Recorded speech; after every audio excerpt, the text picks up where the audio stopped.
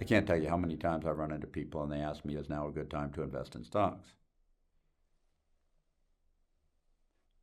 There's not a great answer for that. There's answers, but there's not a singular great one because it really, in many ways, depends more on you or who the person is asking the question than it does on the stock market or the economy or any of the things that impact them. So the fact is, in the long term, stocks tend to rise.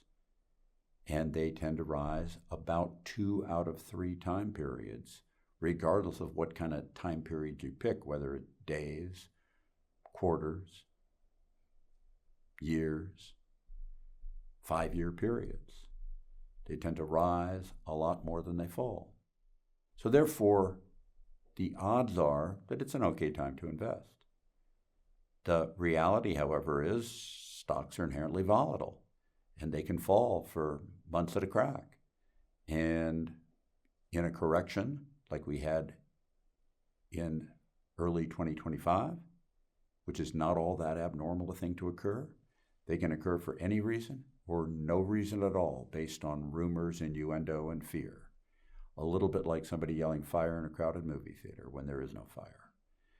The psychology works. That doesn't mean if people clear out from the movie theater that they won't go back to watch the movie later another time. What I'm wanting to say to you is that in reality, why investing in stocks in the first place?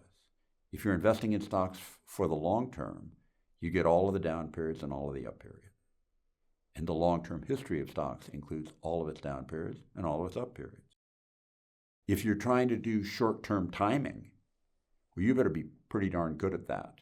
And if you're really good at that, you don't need any advice from me anyway about whether this is a good time to invest or not. The reality for most people that I talk to is when I ask them, well, why do you want to invest? What's the purpose of your money? What are you trying to accomplish? That's really the most important feature. And usually what I hear is something like, not always, well, I want my investments to take care of me and my spouse for the rest of our lives. And I ask, anything else? And they say, oh, we'd like to leave some money to our children, maybe. Okay. Anything else? Oh, well, there's some charity things that I'd like to give some money to. Okay. And anything else? And usually the anything else's fall to almost non-existent after about that. Sometimes not. Younger people want to buy a house in 3 years, stuff like that. But it's really that which leads to your time frame of how long you're trying to make this money work for you.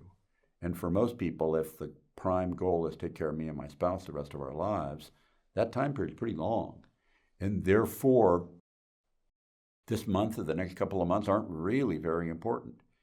And then the question comes down to, is there some great ability to see something about today, now, in the period just ahead, that make you think that this is a bad time to own stocks, since we know that 2 out of 3 times, basically, time periods, stocks tend to rise. Now, that can happen. But what you have to do to justify, going back to what I've said before and saying it slightly differently, is to justify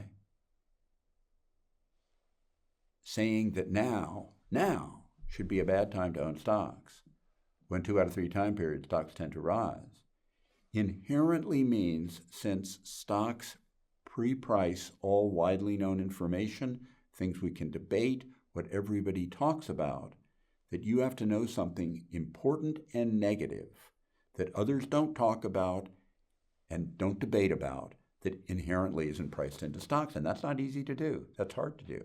If you can do that, more power to you. And I've done that sometimes in my life, but rarely. If you can do that, you can see that it's a bad time. Otherwise, you don't have a basis for a bad time because, let's say, and I'm making this up out of thin air, but it applies to lots of people, you either love or you hate Donald J. Trump. That's pretty common for both. Fact of the matter is, you're not unique at all in that regard, and that's all priced.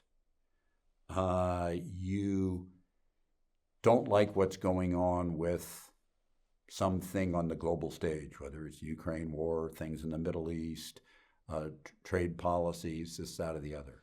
What do you know that other people don't know? Not just what you disagree with other people about. If you don't know something big and negative that other people don't know, the rest of the stuff's already been priced. And if you don't believe that, you don't understand how markets work. And if you don't understand how markets work, then you shouldn't make your own investment decisions. But the fact is, it's not easy to know something big, either positive or negative, that other people don't talk about. And therefore, those exceptional decisions are very hard to come by. And I don't actually, right now, see anything that makes that happen. But I go back to what I said before. We could have a correction immediately ahead for no reason at all, just because it becomes the whim of the moment. Ben Graham famously said, legendary investor, so-called father of security analysis from the 1930s, famously said that in the long term, the stock market is a weighing machine. In the short term, it's a voting machine. What does that mean? And he might have said it the other way around. I think he did say it the other way around. In the short term, it's a voting machine. In the long term, it's a weighing machine. But the voting machine is about popularity, which includes fads and fancies and things that actually you change your mind about later after you did it, because a lot of people voted for somebody for president who they later decided wasn't very good, or voted for something else that they later decided wasn't very good. But the weighing machine is about, in the long term, how stocks reflect what's going on in the global economy. And in the long term, because capitalism tends to keep making improvements that benefit the material world of humanity over time in goods and services, stocks tend to rise. That's the driving feature behind it. And you have to see something other than the voting machine part, which is sometimes that function where stocks just fall because people are freaked out about something, like a typical correction, and sometimes a bear market. You have to see the big, the bad that isn't pre-priced, or there's no basis for this not being a perfectly fine time to invest.